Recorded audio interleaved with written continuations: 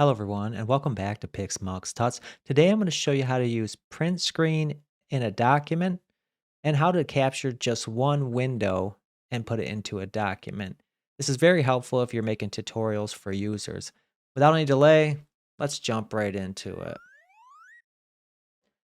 So the first thing I'm going to do is open WordPad so I can demonstrate how to use this.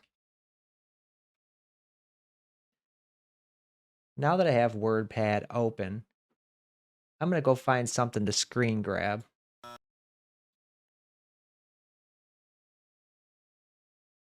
So I'm going to shrink this window down to show you the difference between a print screen or just print screening one window. So if I hit the print screen button on my keyboard and I open WordPad and I paste that in there, you'll see it shows my entire window. But what if I only want the web browser or one specific document?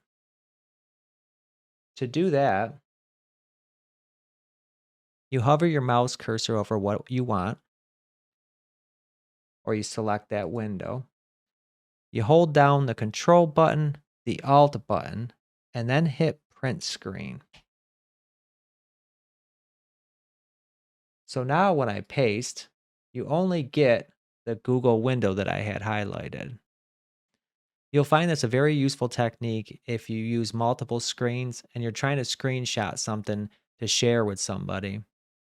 Typically with two screens, if you do a screenshot, it'll actually capture both screens and every application open on those screens.